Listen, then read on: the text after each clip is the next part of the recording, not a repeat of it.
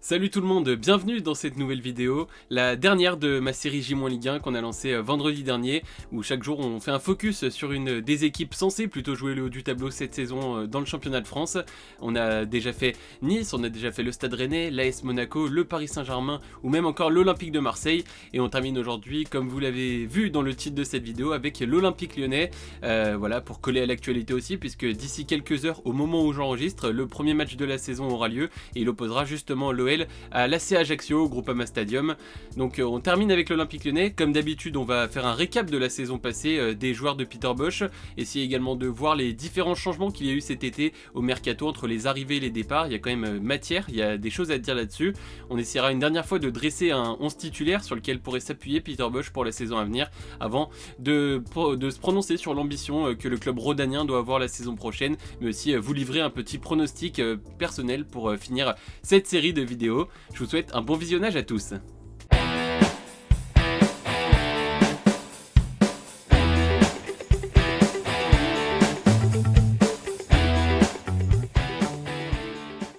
Et on commence sans plus tarder avec le récap de la saison passée. L'Olympique Lyonnais a terminé 8ème en Ligue 1, 8ème du championnat de France. C'est la pire saison d'un point de vue comptable du moins, et du moins sur le papier de l'Olympique Lyonnais depuis 1995-1996. À ce moment-là, c'était Guy Stéphane, l'entraîneur adjoint de l'équipe de France. Il était coach à ce moment-là de l'OL et à ce moment-là, Lyon avait fini 11ème du classement. Sinon, depuis, l'OL n'avait jamais fait pire que cette 8ème position cette année. Donc évidemment une saison complètement ratée en championnat, pourtant une saison lors de laquelle ils finissent avec la 3ème meilleure attaque avec 66 buts inscrits. C'est un petit peu paradoxal, mais pour le coup c'est aussi défensivement, du moins dans les chiffres, où le bas blesse, j'ai envie de dire, puisque l'OL finit avec la 11ème meilleure défense. Alors on peut dire peut-être même la 11ème... Enfin, la 9ème pire défense du coup. Voilà, en tout cas il y a eu un certain manque d'équilibre de ce point de vue là, et forcément ça n'a pas aidé. Une saison qui aura été forcément très compliquée, avec énormément d'irrégularités et surtout d'inconstance. C'est ce qui a marqué le plus cette saison de l'Olympique Lyonnais. Voilà, je me suis noté sur le côté que les joueurs de Peter Bosz ont réussi qu'une seule fois à faire 3 victoires d'affilée, sinon ils ont fait 3 fois 2 victoires d'affilée, et hormis ça ils n'ont fait aucune série. Donc c'est dire à quel point ça a été les montagnes russes et à quel point le parcours lyonnais a été en dents de scie en championnat. Voilà, une nouvelle saison donc qui ne permet pas à l'OL d'aller en Coupe d'Europe. C'était déjà le cas lors de la saison 2020-2021. Ils avaient fini 7ème en 2019-2020. Donc voilà, ça fait, on va dire, sur 3 saisons, 2 fois où tu ne vas pas en Coupe d'Europe, alors qu'avant ça, tu étais sur une série de 23 qualifications consécutives en Coupe européenne depuis 96-97 jusqu'à 2009-2010, 2019-2020, pardon. Et donc voilà, là ça fait, on va dire, une période quand même un petit peu de moins bien qui est notable, puisque c'était pas arrivé depuis 23 ans, et là en 3 ans tu te qualifies pas 2 fois d'affilée, y compris maintenant en Conference League. Il y a même une nouvelle Coupe d'Europe. Donc bon voilà, on va dire une période assez compliquée de ce point de vue là. On peut aussi parler de la Coupe d'Europe, l'Europa League cette saison. Pour le coup c'était certainement parmi les meilleurs moments du club rhodanien cette saison, notamment la phase de poule où l'OL avait dans son groupe Brøndby. Ils avaient également le Sparta Prague et les Glasgow Rangers, les Lyonnais, et ils ont terminé premier de leur poule avec 5 victoires et un nul, sans défaite. Donc une première place qui leur avait permis d'éviter de passer par les barrages, les 16e de finale, et se qualifier directement en 8e. Là pour le coup en 8e de finale ils sont tombés sur un gros morceau, le FC Porto, et ils ont réussi à sortir l'équipe portugaise sur un match aller-retour. Donc voilà, ça pour le coup une belle performance de la part du club, et certainement un des meilleurs souvenirs pour les supporters cette saison. Et c'était juste avant justement de chuter face à West Ham en quart de finale, alors que là pour le coup il y avait aussi beaucoup d'espoir qui était permis avec un match nul en Angleterre, et on va dire une totale désillusion ensuite au Groupama Stadium, avec des Anglais qui étaient venus infliger un lourd revers à domicile chez les Lyonnais, et donc une élimination qui a laissé un goût amer, notamment en plus car l'OL aurait dû jouer face au vainqueur de Francfort-Barcelone en demi-finale, et Francfort avait éliminé, comme vous le saviez, le FC Barcelone. Donc là aussi peut-être un petit goût d'amertume par rapport à ça. En Coupe de France, l'Olympique Lyonnais a été exclu de la Coupe de France en 32e de finale suite à des incidents survenus entre les supporters. Alors là, sportivement, le club n'y est pas pour grand-chose, donc on va pas forcément se prononcer là-dessus. C'est juste dommage d'avoir eu quelques débordements comme celui-là, ou encore comme celui de l'Olympico qui avait entraîné des reports de match et surtout qui avait pénalisé l'équipe. D'un point de vue des changements qu'il y a eu cet été, désormais, Peter Bosz sera l'entraîneur lyonnais encore l'an prochain. Je le disais, une 8e place pourtant l'an passé. Beaucoup d'entraîneurs ont sauté pour moins que ça du côté de l'OL ces dernières années. Peter Bosz, la confiance des dirigeants lui a été transmise de nouveau, y compris les supporters, ce qui peut être assez surprenant. Mais les supporters, voilà, dans leur ensemble, veulent malgré tout continuer à avoir Peter Bosz à la tête de leur équipe et surtout veulent voilà, lui donner cette confiance et croient en lui, en ses principes. Il y a beaucoup de circonstances atténuantes aussi l'an passé, forcément, mais voilà, donc un Peter Bosz qui va être conforté et qui va devoir faire ses preuves cette saison avec beaucoup plus de matériel et surtout beaucoup plus de temps, et il a pu s'adapter aussi lui au championnat de France. Et donc désormais on va parler des départs qu'il y a eu côté lyonnais chez les joueurs. Le départ le plus marquant peut-être, c'est celui de Jason Denayer qui quitte le club après de nombreuses années. Il part en fin de contrat libre. Alors pour l'instant il a toujours pas trouvé le club, le défenseur belge, mais voilà, il quitte bien l'Olympique Lyonnais du moins. On peut aussi parler de Léo Dubois, qui file direction Galatasaray, le latéral droit. Alors lui qui n'était plus en odeur de sainteté avec les supporters justement, et qui était même parfois un petit peu décevant sur le terrain cette saison, voilà, qui n'avait peut-être pas la qualité requise pour jouer titulaire dans un club comme l'Olympique Lyonnais. Et donc il file à Galatasaray où il a été accueilli comme un héros par les supporters d'ailleurs. Et donc il essaiera peut-être là-bas de retrouver un niveau de performance assez élevé pour essayer de revenir en équipe de France. On peut également parler du départ de Tanguy Ndombele, forcément, qui avait été prêté par Tottenham. Il retourne du côté de Tottenham, donc en Angleterre, en Première Ligue, le milieu de terrain. Pour le coup, voilà, il était déjà passé par l'OL avant de partir à Tottenham, et là, le prêt effectué par les joueurs, par le club du président Lévy, pour le coup c'était peut-être un échec là, de la part de Tanguy Ndombele. On a senti vraiment qu'il n'a pas réussi à s'imposer dans cette équipe. Il a vraiment fait un gros début avec un ou deux premiers bons matchs, mais ensuite ça a été assez compliqué pour Tanguy Ndombele, et finalement je pense pas que les supporters considéreront que c'était une réussite ce prêt, malheureusement pour lui. Il y a également Emerson qui retourne du côté de Chelsea. Il avait été prêté, là aussi on a vu un Emerson peut-être assez bon au début de son prêt lorsqu'il est arrivé en début de saison, avant de petit à petit devenir de plus en plus neutre, et ça a été assez compliqué pour lui. Et finalement il retourne donc outre-Manche du côté de Chelsea. L'OL ne le conserve pas et s'est même penché sur un autre défenseur dont on parlera après. Niveau départ, on peut aussi parler de Lenny Pintor, le jeune qui est parti du côté de la SSE, alors qui avait presque pas joué avec l'Olympique Lyonnais. Il doit avoir seulement quelques minutes d'entrée en jeu, il me semble. On peut aussi parler de Papček, lui aussi qui s'est jamais imposé, qui avait été prêté à plusieurs reprises, et donc là qui quitte le club de manière libre, qui n'a plus de contrat avec l'OL. Il file du côté de l'Aris Salonique en Grèce. On a également Malcolm Barcola qu'on peut citer, mais voilà, lui aussi pour le coup il part libre, et voilà, c'est un joueur qui n'a jamais joué avec les professionnels. C'est un jeune joueur qui part en Bosnie. Et pour finir, on peut aussi parler du jeune Soumaré, lui pour le coup qu'on avait déjà aperçu avec les pros, et qui donc était prêté l'an passé du côté de Annecy. Là il va être prêté à Bourg-en-Bresse cette saison pour essayer d'aller apporter de l'aide à un club partenaire en plus de l'Olympique Lyonnais. Donc voilà, pour ce qui est des départs du moins. Côté arrivée désormais, évidemment, Alexandre Lacazette est arrivé libre de tout contrat en provenance d'Arsenal, l'ancien attaquant de l'Olympique Lyonnais qui retrouve son club formateur, qui avait souhaité justement lui revenir dans son club, et qui va essayer d'apporter toute son expérience qu'il a acquise du côté des Gunners d'Arsenal pour essayer, voilà, d'encadrer cette jeunesse et surtout apporter son talent offensivement. Un joueur qui est extrêmement complet, qui est capable d'apporter énormément dans le jeu de son équipe. Voilà, c'est une très très bonne prise de la part de l'OL d'avoir réussi à le convaincre justement de revenir. Lui qui sera en plus capitaine cette saison, il va vraiment avoir ce rôle de leader à la fois technique et à la fois de leader dans le vestiaire. Ça va être vraiment l'un des joueurs clés, et une bonne saison de l'OL reposera aussi forcément sur les épaules de Lacazette. On peut aussi parler forcément du retour de Corentin Tolisso, libre lui aussi, en provenance du Bayern Munich. Alors peut-être plus d'incertitudes, notamment sur son état physique, un joueur qui a quand même été souvent blessé, mais ça reste malgré tout un milieu de classe mondiale lorsqu'il est en forme, lorsqu'il est sur le terrain. C'est un joueur assez exceptionnel, et là aussi c'est un énorme coup qu'a fait l'Olympique Lyonnais en rapatriant l'un de ses anciens, comme son copain justement Alexandre Lacazette. Tous les deux ont été formés au club, et donc voilà, ça fait vraiment un tandem qui va essayer d'apporter peut-être l'expérience acquise dans des grands clubs européens, et surtout qui vont essayer de transmettre tout ce qu'ils savent, et surtout apporter sur le terrain tout simplement leur qualité qui a fait que justement ces grands clubs européens les avaient recrutés à l'époque. l'époque. On peut aussi parler forcément de l'arrivée de Johan Le Penant, le jeune milieu de terrain de 19 ans qui a été acheté pour 4 millions d'euros, lui pour le coup du côté de Caen. Voilà, un jeune joueur extrêmement prometteur, un milieu de terrain qui a une très très grosse activité défensive du moins, qui est un joueur assez intéressant.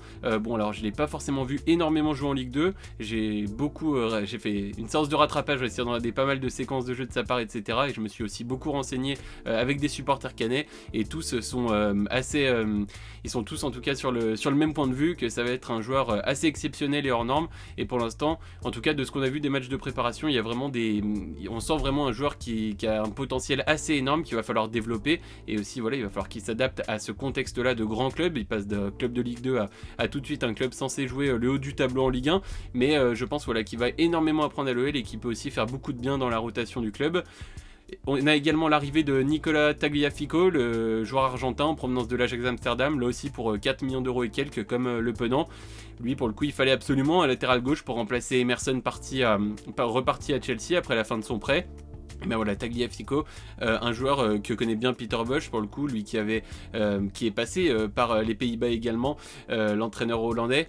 Et donc voilà, Nicolas Tagliafico, qui est un joueur qui approche de la trentaine, qui commence aussi à engranger beaucoup d'expérience. Il a beaucoup joué en Ligue des Champions, et voilà, il a joué dans cette équipe-là de l'Ajax qui domine presque chaque année son championnat. Et c'est un joueur qui est extrêmement intéressant balle au pied, qui a une très très bonne qualité technique, et un joueur quand même assez fiable. Alors après, à voir est-ce qu'il arrivera vraiment à s'imposer comme l'un des très bons joueurs à l'OL. Ça c'est à voir, l'avenir nous le dira, mais en tout cas sur le papier ça semble là aussi être une très bonne recrue encore.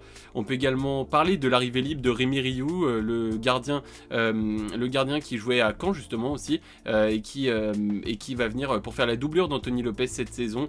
Voilà, un joueur formé au club également. Il y a toujours cette volonté de ramener un petit peu cet ADN lyonnais entre Lacazette, Tolisso, Rioux. On a également eu des retours comme Ludovic Giuli, l'ancien joueur du club, et même qui est de la région, et lui il est revenu, alors pas comme joueur, vous vous en doutez, mais comme entraîneur des attaquants. Voilà, il y a cette volonté de revenir sur un cocon un petit peu, je vais dire, familial, et revenir à cet ADN lyonnais qui avait peut-être manqué ces dernières années. En tout cas, c'est ce que les dirigeants en ont jugé ainsi, et espèrent faire quelque chose avec cette manière de faire. On peut également parler du retour de prêt de Youssouf Koné. Alors pour le coup, lui revient de prêt, mais il devrait peut-être même repartir dans le même club où il a été prêté, du côté de Troyes. C'est également le cas de Oshkasar, le défenseur turc qui était en Belgique. Alors lui aussi, a priori, il devrait repartir. Pour l'instant, comme Koné, rien n'est encore fait, mais ça semblerait être deux joueurs qui ne sont pas voués à rester à l'OL cette saison du moins. On a aussi le retour de prêt de Camilo, le Brésilien. Alors lui, pour le coup, on l'a jamais vraiment vu avec les pros. On sait pas trop ce que ça va donner, est-ce qu'il va être reprêté ou alors est-ce qu'il va jouer avec la réserve peut-être. Et également Florent Sanchez, anciennement Florent da Silva, il souhaite désormais qu'on l'appelle Florent Sanchez. Donc voilà, en tout cas lui il avait été prêté à Villefranche, il a pu un petit peu s'aguerrir aussi en national, il a presque réussi la montée en Ligue 2 avec le club caladois, et il va essayer de revenir gratter un petit peu du temps de jeu, et peut-être qu'il y aura la place justement. On va filer vers le 11 type que pourrait dresser désormais Peter Bosz. C'est à mon avis un 4-2-3-1 que va essayer d'instaurer le coach hollandais, ou un 4-3-3. Ça risque de varier entre ces deux dispositifs, c'est ce qu'on a pu voir un petit peu en tout cas durant la préparation. L'an passé il était revenu à 3 défenseurs parce qu'il avait peut-être moins les joueurs qu'il fallait pour jouer dans ce dispositif qui est le sien habituellement. Mais voilà, je pense, moi je verrais bien partir dans un 4-2-3-1, c'est du moins ce qui me semble le plus logique au vu des joueurs que tu as à ta disposition à l'heure actuelle, avec dans les buts évidemment Anthony Lopez et donc en doublure Rémi Rioux. Anthony Lopez qui a montré une saison assez exceptionnelle l'an passé. Il avait été critiqué la saison d'avant, peut-être un petit coup de moins bien, et il a été tout simplement étincelant et l'un des meilleurs gardiens de Ligue 1 l'an passé. C'est vraiment l'un des pionniers de cette équipe, et les Lyonnais auront aussi besoin d'un gros Anthony Lopez pour effectuer une très bonne saison, et il a certainement d'ailleurs été l'un des tout meilleurs l'an passé. Si on passe sur la ligne défensive, donc en défenseur droit, évidemment, ça devrait être Malo Gusto qui devrait être aligné titulaire. Pour le coup, un joueur qui progresse, là aussi un jeune joueur issu du centre de formation, mais qui a montré de très belles choses, qui est capable de beaucoup apporter offensivement, et je trouve qu'il s'est aussi beaucoup amélioré dans la phase défensive, là où peut-être il avait quelques errances. J'ai trouvé que plus la saison avançait, plus ça allait, et même ce qu'il a montré en préparation, alors évidemment, même si ce n'est que des matchs voilà, de préparation, c'est quand même très intéressant ce qu'il montre à son âge, et je pense qu'il est aussi voué censé vraiment passer un cap encore. Pour le coup, derrière lui, on a le jeune Irvin Lomami. A priori, l'OL chercherait un défenseur droit remplaçant quand même plus expérimenté. Donc, affaire à suivre là-dessus, mais je pense vraiment qu'il y a un besoin, en tout cas sur ce poste-là, de recruter au moins une doublure pour Malo Gusto. De l'autre côté, sur le côté gauche, donc ce sera Tagliafico qui sera titulaire avec Enrique en backup. Tagliafico, on en a parlé juste avant, un joueur voilà, qui a une très bonne qualité technique et qui va vraiment pour moi apporter un plus à cette équipe par rapport à ce que pouvait apporter Emerson. Du moins, c'est ce que je pense. Et Enrique, lui, qui est capable vraiment de faire le boulot, il a montré cette saison, alors voilà, sans être étincelant, mais qu'il était un joueur vraiment de devoir et qui était capable d'apporter des efforts et surtout sa contribution voilà, à son niveau. Il a montré qu'il était un joueur quand même assez fiable. Alors peut-être en tant que titulaire, c'est un petit peu juste dans un club comme l'OL, mais pour le coup, un défenseur gauche qui a été assez surprenant dans le bon sens du terme. En défense centrale, il devrait donc certainement y avoir un alignement Loukeba et Thiago Mendes. Thiago Mendes plutôt milieu de terrain, mais qui est replacé à ce poste-là par Peter Bosz. Il a d'ailleurs été meilleur l'an passé en tant que défenseur qu'en tant que milieu de terrain. C'est peut-être l'évolution logique pour lui dans sa carrière. Mais voilà, Loukeba, donc évidemment, lui aussi un jeune joueur formé au club, extrêmement prometteur, qui est vraiment déjà très très serein, balle au pied, qui est capable à chaque fois d'éliminer la pression des attaquants, qui est capable d'intervenir vraiment, qui a une bonne vitesse, un physique assez impressionnant, un joueur franchement très complet et que je trouve vraiment, je pense là aussi qu'il va être amené à jouer à un très haut niveau au fur et à mesure que le temps va passer et qu'il va engranger de l'expérience. Thiago Mendes, peut-être un petit peu plus de réticence de mon côté. Alors après, à voir est-ce que ce sera Thiago Mendes qu'on a vu sur certains matchs qui est capable de faire des boulettes et d'offrir des buts aux adversaires, ou alors est-ce qu'il sera solide. Pour l'instant, il a montré aussi de belles choses en préparation et il a l'air d'arriver avec un état d'esprit assez revanchard aussi par rapport à la saison passée. Donc à voir, sachant que derrière, tu as quand même un petit peu de rotation. Tu peux avoir Jérôme Boateng pour l'instant qui est toujours là. On ne sait pas trop s'il va partir, mais quand même un joueur d'expérience forcément. Jérôme Boateng ou encore le jeune Diomandé qui avait été blessé pendant une longue partie de la saison passée, qu'on n'avait presque pas vu, et donc lui aussi qui est en tout cas annoncé comme un futur joueur très très intéressant. On a hâte de découvrir peut-être un peu plus cette saison encore par rapport à ce qu'on a déjà pu voir, et ça pourrait peut-être à terme même former un duo très prometteur avec Castello Loukeba. Et il y a également Damien Da Silva, alors lui aussi quelques rumeurs de transfert, pour l'instant il est toujours là et il pourrait servir dans la rotation peut-être pour des plus petits matchs avec moins d'enjeux, ou alors s'il y a des blessures ou des méformes. Du côté de l'entrejeu, désormais, donc dans le double pivot, forcément, je vois bien Maxence Cacré aligné, lui qui a été prolongé jusqu'en 2026 ou 2027, peut-être même 2027, je crois qu'il avait été reprolongé d'une saison, mais voilà, lui aussi un jeune joueur formé au club, c'est... Comme pour les autres qu'on a dit, voilà un joueur extrêmement prometteur qui a déjà montré énormément, il a montré qu'il était l'un des meilleurs milieux à son poste en Ligue 1 et il va continuer de progresser lui aussi, et je vois vraiment en lui l'avenir de l'Olympique Lyonnais. C'est d'ailleurs ce que le club lui a fait comprendre en lui augmentant son salaire, en lui proposant une très longue proposition de prolongation de contrat. Et donc voilà, un joueur essentiel de cette équipe qui a été l'un des meilleurs aussi la saison passée dans le club. À ses côtés, évidemment, ça devrait être Corentin Tolisso, si son corps lui permet, voilà, ou du moins quand il sera là, c'était un petit peu blessé, mais a priori il devrait être déjà là ce soir dans le match face à Ajaccio. Alors est-ce qu'il sera titulaire? Peut-être pas, mais du moins voilà, ce serait Tolisso Cacré. Tolisso, j'ai pas forcément besoin de vous le présenter évidemment, mais c'est un joueur assez exceptionnel là aussi quand son corps le laisse tranquille. Un joueur qui est capable d'apporter offensivement grâce à ses projections, qui est capable aussi défensivement d'apporter beaucoup, une certaine qualité de passe dans l'entrejeu. Voilà, là aussi un joueur extrêmement complet et je pense qu'il fera beaucoup de bien à cet OL. Sur la ligne du dessus, on va parler déjà du numéro 10, certainement Lucas Paqueta, à condition qu'il reste là aussi, puisqu'il semblerait que plusieurs clubs se soient positionnés sur lui plus ou moins. On parle de Manchester City, voilà, alors ça dépendra aussi peut-être de ce que le joueur veut, puisqu'il y a la Coupe du Monde cet été, alors ce serait peut-être pas forcément une bonne décision de quitter un club où il est sûr d'être titulaire à quelques mois d'aller disputer le mondial au Qatar avec le Brésil, là pour le coup dans une sélection où il est titulaire à tous les matchs dernièrement. Voilà, donc affaire à suivre, mais... Je pense qu'en tout cas s'il est là, tu es obligé de le mettre en tant que titulaire, en tant que numéro 10. Derrière lui, pour le coup, tu as plusieurs solutions. Tu peux jouer avec peut-être René Deleït, peut-être qu'il peut aussi lui jouer un cran plus bas, plutôt en tant que numéro 8 dans un 4-3-3 en tant que relayeur. Il est certainement aussi capable de jouer à ce poste de numéro 10. On peut parler d'un Romain Fèvre aussi. Voilà, on a plusieurs solutions, même un Ryan Cherki de base qui est plutôt 10, même s'il est plutôt censé voué à jouer sur l'aile au vu des joueurs que l'OL a cette saison. Ça fait quand même un petit peu de monde sur ce poste-là. Sur les ailes, en tant que titulaire, ce sera certainement donc Toko Ekambi à gauche et Matheus Tété à droite. Tété qui a été qui a été reprolongé, son prêt a été reprolongé, je crois, du Shakhtar, et donc il va essayer d'apporter à l'OL sur le côté droit, lui qui est capable de fulgurance balle au pied, avec une certaine capacité à dribbler, une certaine accélération. Voilà un joueur qui semble en tout cas qui semble extrêmement prometteur là encore, et qui a beaucoup de choses à prouver évidemment, et je pense que là pour le coup l'OL a fait un très bon coup aussi en prolongeant ce joueur, en le gardant à ses côtés du moins.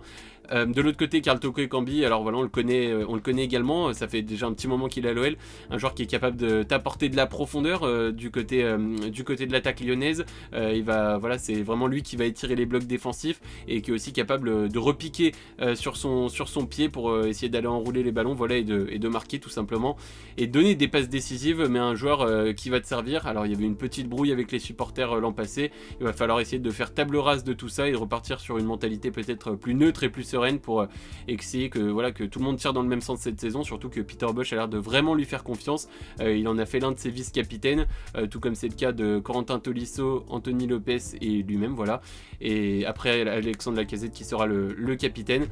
Et donc voilà, je pense que vraiment tu peux compter sur lui. Et de l'autre côté, je parlais de Matheus Tété, de sa doublure qui pourrait être là aussi Romain Fèvre. Il a joué à plusieurs reprises sur le côté droit cette saison.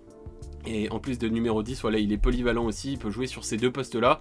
Et en attaque, donc évidemment, Alexandre Lacazette sera titulaire. J'en parlais tout à l'heure, il est capable d'apporter dans le jeu, c'est un tueur devant le but, vraiment. Pour moi, tu passes un gros gap de qualité par rapport à Moussa Dembélé qui sera sa doublure, mais vraiment, je pense, Moussa Dembélé a beaucoup marqué cette saison, mais sur une partie, on va dire, assez concentrée du championnat, surtout en fin de saison. Voilà, et surtout dans le jeu, c'était peut-être beaucoup plus compliqué de combiner avec un Moussa Dembélé que ce que tu peux le faire avec un Alexandre Lacazette, lui qui pour le coup a vraiment cette qualité-là d'apporter et de tirer surtout son équipe vers le haut avec une mentalité de guerrier. Pour finir avec l'ambition que doit avoir l'OL cette saison, c'est pas compliqué, tu n'as pas de Coupe d'Europe, tu ne joues qu'en championnat en Ligue 1, donc ton objectif doit être absolument de te requalifier pour la Ligue des Champions. Tu fais partie des meilleurs budgets en France, tu es dans les 3 meilleurs budgets, certainement le 2e meilleur, avec l'Olympique de Marseille à peu près à égalité. Donc voilà, tu dois absolument finir dans les 3 premiers, tu n'auras que la Ligue 1 à jouer cette saison et la Coupe de France, mais voilà, tu vas avoir beaucoup moins de matchs que les autres. Quand les autres joueront en semaine, toi tu seras tranquillement chez toi pour te reposer. Donc je pense que les Lyonnais doivent vraiment viser ça, et voilà, essayer d'aller, même pour moi, tu dois vraiment essayer, voilà, de terminer sur ce podium là. Et moi, mon pronostic personnel, c'est même que l'OL terminera 2e cette saison. C'est pour moi cette place que tu dois aller chercher. On sait que la 3e peut être un petit peu piège, on voit l'AS Monaco, les difficultés que ça engendre, et par exemple là avec un premier tour face au PSV Eindhoven, derrière le Monaco devrait jouer contre le vainqueur d'Union Saint-Gilloise Glasgow Rangers, le tout avec la Ligue 1. Enfin, c'est un enchaînement de matchs assez conséquent, et t'es absolument pas sûr de te qualifier pour la Ligue des Champions. Donc vraiment pour moi, l'OL doit au moins viser cette 2e place, et même pourquoi plus aller titiller pourquoi pas le Paris Saint-Germain, mais je pense que ce sera extrêmement compliqué, et je vois vraiment un gap de niveau déjà entre les deux équipes. Mais en revanche, je vois bien l'OL terminer 2e cette saison. Voilà, ce qui boucle le classement, le top 6 que je verrai cette saison avec les différentes vidéos qu'on a pu voir ensemble. Donc je vous le refais une dernière fois avec donc Marseille 6e selon moi. Je vois bien Rennes 5e, Nice 4e, Monaco 3e, Lyon 2e et le PSG champion de France de nouveau. Pour ce qui est de mon classement, voilà, on va juste toucher un mot pour la Coupe de France aussi côté lyonnais. Ça fait désormais 10 ans que tu n'as plus gagné de titre, et pour moi c'est essentiel de jouer aussi à fond cette Coupe nationale, surtout que tu n'auras pas de Ligue des Champions, enfin pas de Coupe d'Europe même tout simplement. Donc il faut vraiment aller chercher essayer d'aller chercher cette Coupe de France. C'est potentiellement c'est possible. Il faut vraiment se donner les moyens sur tous les matchs et les jouer à fond. Et voilà, essayer de renouer avec la victoire. T'as ramené beaucoup d'anciens. Peut-être que gagner un trophée aussi permettrait de remontrer que l'Olympique Lyonnais est capable de gagner de nouveau, et ça relancerait encore une dynamique encore meilleure pour la saison d'après. Donc voilà, pour moi ça doit être un de tes objectifs d'aller gagner cette Coupe de France et d'essayer de terminer 2e du classement. Vous qui regardez cette vidéo, n'hésitez pas à me dire ce que vous pensez, si peut-être je suis trop ambitieux pour l'Olympique Lyonnais, si vous les voyez peut-être un petit peu comme la saison passée dans le dur encore. Est-ce que vous pensez que Peter Bosz va réussir à passer un cap lui aussi, ou alors est-ce qu'il va être licencié en cours de saison? On ne sait pas trop comment ça va se tramer pour lui. Si jamais les mauvais résultats commencent à arriver, ça pourrait être compliqué pour le tacticien hollandais. Donc voilà, n'hésitez pas à me le dire dans l'espace commentaire, je serais ravi d'échanger avec vous.